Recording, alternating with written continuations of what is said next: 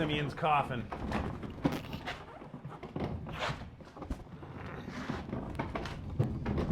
What's doing at the boat shop in May? Here we go. We just squeaked it in, it being the end of May.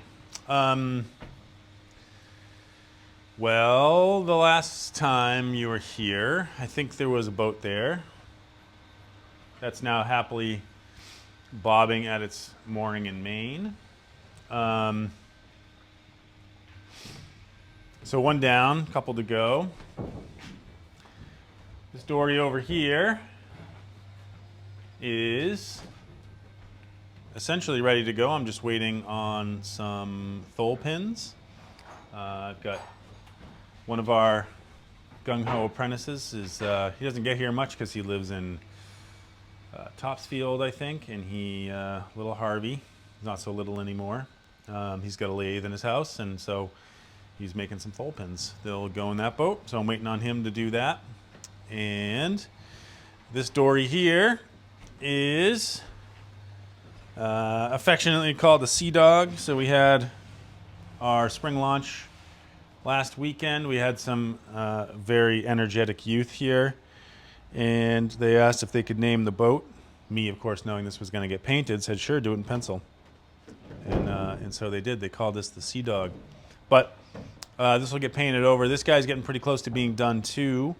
And I say close to being done.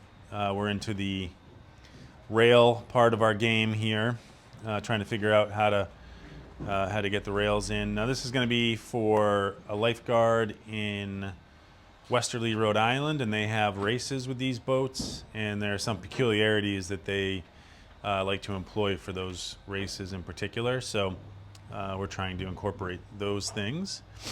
And this is the breast hook over here. The breast hook to be being glued up. Now, this is a fairly common practice in a lot of boats that are built these days, where you take two pieces and glue them together with the grain sort of at an angle. The reason being the leftover grain here is parallel to the side of the boat. Where we normally take a rail, set it off a bit, and then bring it in right tight to the plank and run it forward.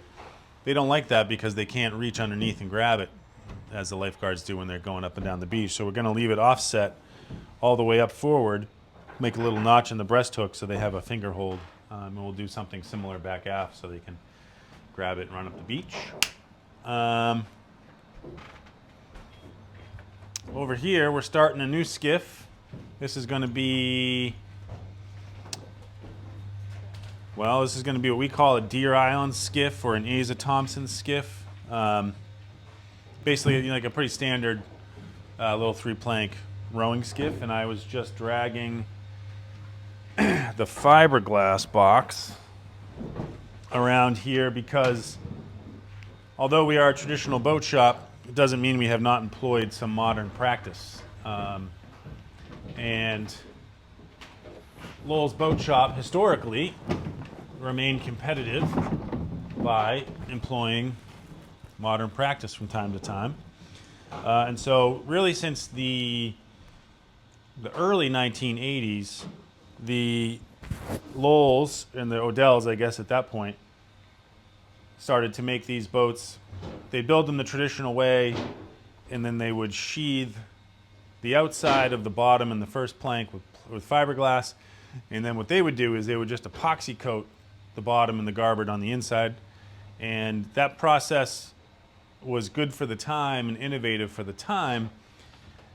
But, and forgive me if I've said this in previous episodes, but what would happen is when they built the boat traditionally, they'd dry fit and dry fasten pieces together, and then water would eventually get in the epoxy on the inside and get underneath, cause things to swell, crack the epoxy, and over time you'd end up with a waterlogged boat.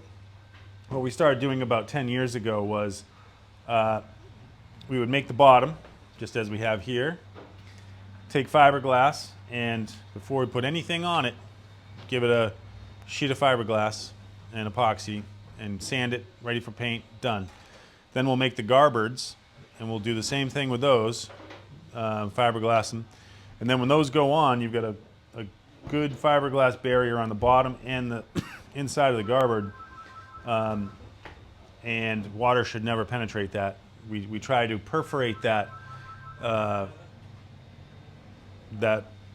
fiberglass as little as possible with any of the rest of the build, to try to keep water out, and that has proven to work pretty well. Although we only have a 10-year sample set to look at, rather than going back 40 years to the 80s, but I think that's going to be a better way to do it. So what I'm getting ready to do is get fiberglass here and get our brand new roll. Stuff's not cheap. What I'm going to do, come on you, let's get enough out here. And you guys in the comments are going to be like, why don't you go the long way and do one piece? Well, if I go the long way, I end up with one piece that covers my bottom and another piece that doesn't do anything at all for me except be waste. So what this is going to do is cover my bottom with the minimal waste of fiberglass. And I do hate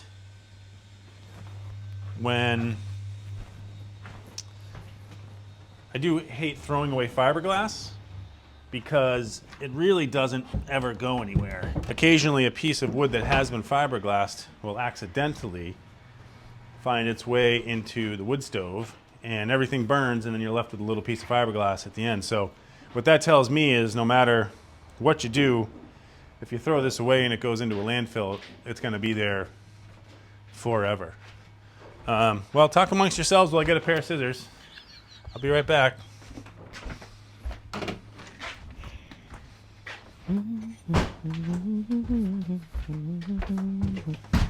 Well, hope you didn't mind my absence. So I'll talk to you while I do it, because why not? I'm doing it.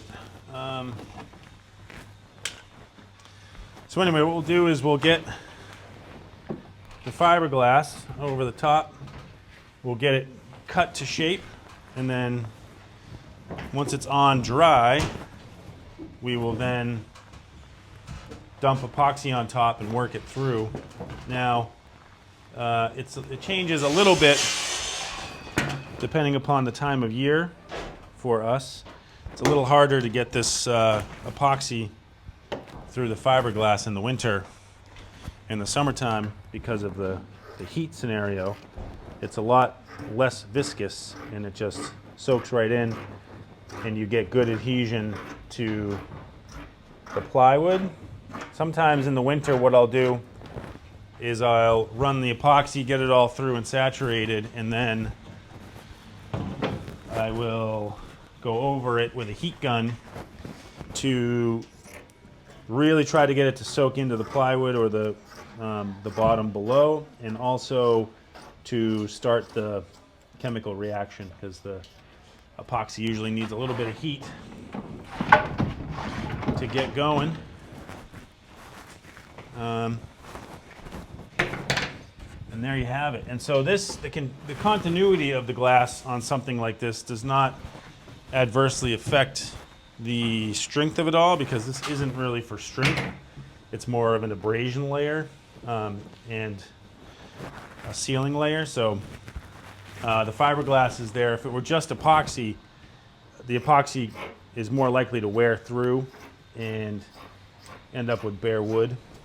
With the fiberglass, it holds a thicker layer of epoxy and has the weave will be a much stronger abrasion layer for the life of the boat. And you think about yourself getting in and out of here with sandy boots, something like that. You're grinding into the epoxy in the bottom and the fiberglass, and over time that can really wear itself right through quick. Same on the outside. We try to put some sacrificial bits of wood on the bottom, so if you're coming into a beach or something, you don't get yourself, you don't burn through your fiberglass layer. Look at that. It's like I'm making a pie. So what'll happen, this will also stretch out a bit once you start putting epoxy to it. you can actually stretch that right out like that, nice and flat, and you'll be nice and beautiful, done. So that's that. That'll be my tomorrow, maybe. I'll get to use that nice new epoxy pump that I unboxed a couple weeks ago. Let's go look at some other stuff.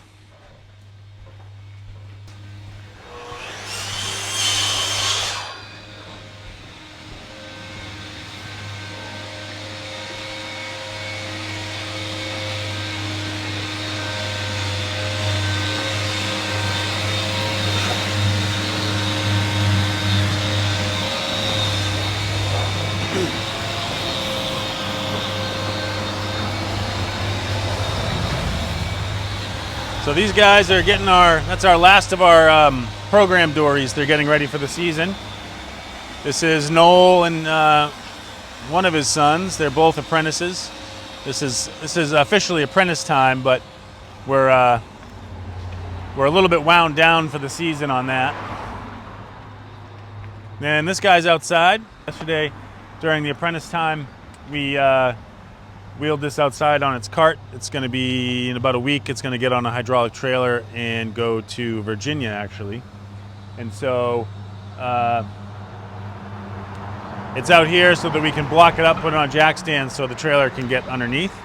And we also needed to get it out of the building because they're doing some electrical work. But that'll be in the rear view mirror in a couple of weeks. How much do you think it weighs? How much do I think that boat weighs? I would say not as much as you would think. Maybe 2,000 pounds. When we were working on the bottom, you could lean it over by yourself and gently let it down to the cart, and then you could pick it up right by yourself. So it wasn't, excessive. There's nothing inside, and cedar planking's fairly light. So it weighs a little bit more now with this deck inside that we did. So the last bit of work on that was to install that sole on the inside to make this boat a little more user-friendly for everybody. You want to go look at the gig? Yeah. Okay.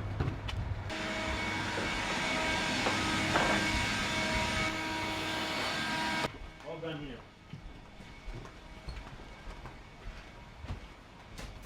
You good, Parker? I think so. Okay. I know. We're going to work around that.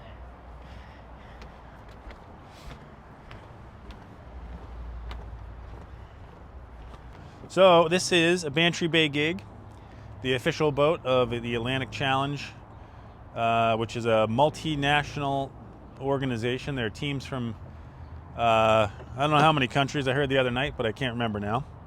Teams from around the world, and they compete every 2 years in various locations. I believe the last one was in Maine. The next one's going to be in Denmark, Roskilde, maybe, in 2026. So this is exactly what we'll be building this coming year at the boat shop. So you'll be seeing this coming together, and it's really nice to see an older boat like this. And this boat is pretty old. I can't remember the year, but it's got to be close to 30 years old, I think. And you can see, or I can see, a lot of sistered frames here in the middle part of the boat, and not surprisingly, between the two masts, where I think there's a lot of stress on this hull. These have been through bolted, and I think that's because they're laminated rather than steam bent into place, maybe to add a little bit of stiffness. But we are looking at riveting, which I regret saying now and will regret doing, because it just means a lot of wrap tap tapping and a lot of backing iron time. But for the longevity of the boat, it'll be the best thing, I think. rather than screws. But there are just a lot of broken frames all the way along in this boat, especially here in the midsection. That's very likely from sailing, but also probably from trailering and handling. This middle part of the boat is wide. It's going to take the brunt of any kind of pounding from a trailer or anything like that. So it's good to see something like this to know what we can do to beef it up. And if you're going to end up, this is how I learned this when we built the whale boats, or whaleboat for Mystic, was the way Beadle eventually was building whaleboats was a result of the old ones that he saw coming back from multi-year voyages, seeing how they were damaged, and then problem solving so that he could prevent that. And this is one of those things where, like in way of the masts, I'm thinking that I will get grown locust and saw double wide frames there so that you have a little more stiffness. You're not dealing with cracking or any of that kind of stuff, and really make it super rugged right around those masts. I think I would also, you can see this is a mast partner thwart. You can't see because of all the oars underneath here, but you've got some knees on the after side. I think I would also put knees on the forward side, double brace it, just to sort of help with the pressure of the mast partner. Same up here forward, but that's a bit of a smaller sail, but still, that's a lot of torque to put on that one seat. It's a lot of, especially since it's not unstayed, the masts, but the halyard is the windward stay, and that's all there is. So when you tack, you drop the sails, you shift the halyard to the other side, you shift the sail to the opposite side, and up you go. And that's all you've really got for a halyard. So there's also a bit of stress in that whole operation as well to consider. So that's one of the things we'll be looking at. And obviously, where they're rowing all the time, there's a lot of stress on the upper rail in those spots. And so that's a place where we would also consider doing a little extra work, a little extra beef up for the new boat.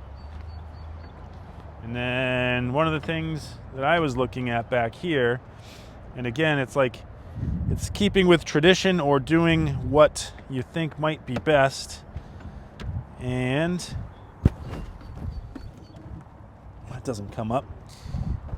Down in here, this is what's called built down, meaning when you've got the reverse curve here toward the stern post, rather than coming into a solid piece of wood, the frames actually go right down. You've got this big deep space down here all the way to the keel where water can sit and stuff can gather up, and there's very little strength down there from anything. So my inclination is to put deadwood in here and block that up, and then sort of help stiffen the boat back here, give the planks a little something extra to grab onto when you fasten, but also eliminate that whole area for potential rot and future problems down there. So I think I'll end up doing something like that too. But it's not to say that I know any better than the 18th century boat builders that originally built these boats, but I guess I got my own opinions. We just had our spring launch this past weekend, and we have several summer events on the calendar. Not hard and fast on the calendar, but watch your email for those. We do have a few spots in our youth programs. Most of them are full at this point, but there are a few spots in some programs. So if you're still looking for something for your child to do this summer, check out our website, and it should be pretty obvious which programs have some availability. Those programs largely involve being in these boats out on the river and exploring. So we're big into here at Lowell's Boat Shop self-reliance and exploration, and so a lot of our programs are built around that. Get kids out of their comfort zone a little bit, get them out in the water, but also let them have fun. If your kids have stuff to do this summer but you don't, We have an Adirondack, build your own Adirondack chair class coming up in mid-June. Again, that's on the website as well. Pretty much thanks to the woman behind the camera here, everything that you need to know is on that website. So if you're curious or interested, check that out. And in the shop, we'll be sending boats out, trying to get a couple of others done, but really getting ready, clearing house so that we can start to build this boat. Let's go look at it. Yeah. You're around next year, aren't you? Most likely. That sounds like a me answer. We're gonna build one of these.